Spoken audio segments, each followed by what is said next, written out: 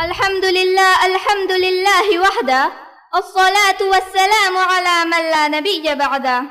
اما بعد، صدر جلسہ، مہمانان خصوصی، ذی قدر معلمین و معلمات اور معزز سامعین و سامعات، آج کی اس پررونق محفل میں میری تقریر کا عنوان ہے آج سب کچھ رہ گیا، استقامت نہیں رہی. جب نبی صلی اللہ علیہ وسلم نے دعوت کا آغاز کیا تو اسلام انتہائی کمزور اور ناتواں تھا. صرف چند ہی لوگ تھے جنہوں نے رسول اللہ صلی اللہ علیہ وسلم کی دعوت پر لبیک کہا، اور انہیں ایک ایسی بڑی جماعت کے مقابلے اپنے ایمان کی شمع کو روشن اور فروزان رکھنا تھا جو نہ صرف اکثریت کے لحاظ سے کفر میں بڑی پختہ تھی، بلکہ وہ اپنے کفر کے خاطر اپنے عقائد و مخالفین پر ہر قسم کے تشدد کو جائز سمجھتے تھے.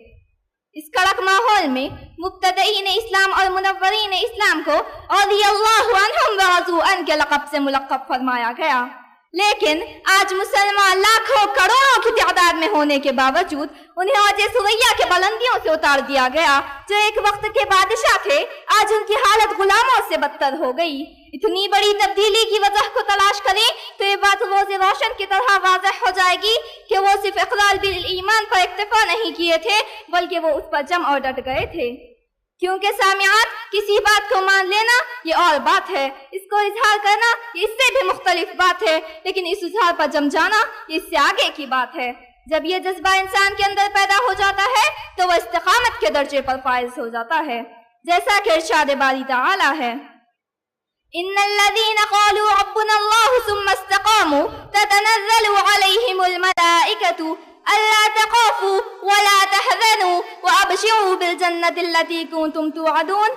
بے شک وہ لوگ جو ایمان لانے کے بعد کہتے ہیں کہ اللہ ہی ہمارا رب ہے، پھر استقامت اختیار کر لیتے ہیں تو فرشتے ان پر نازل ہوتے ہیں اور کہتے ہیں کہ نہ ڈرو اور نہ غم کرو اور خوش ہو جاؤ اس جنت کی بشارت سے جس کا تم سے وعدہ کیا گیا.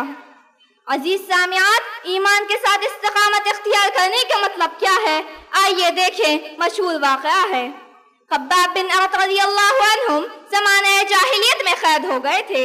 جب وہ مسلمان ہوئے تو ان کی مالکن جلتے ہوئے کوئلے ان پر ڈال دیتی تاکہ وہ محمد صلی اللہ علیہ وسلم کے ساتھ کفر کریں. لیکن ان کے ایمان کا کیا کہنا سامعات، اس طرح کرنے سے ان کے ایمان میں اضافہ ہوتا تھا. مشرکین بھی انہیں کئی طرح کی سزائیں دیتے تھے، کبھی گردن مڑوڑتے تو کبھی بال نوچتے، کئی بار انہیں جلتے ہوئے کوئلوں پر لٹا دیا جاتا تھا. کسی شاعر نے بھی کیا خوب کہا: کوئی جلاد کیا کرے جو جلاد کرتے تھے، ستم ایجاد تھے لاکھوں ستم ایجاد کرتے تھے.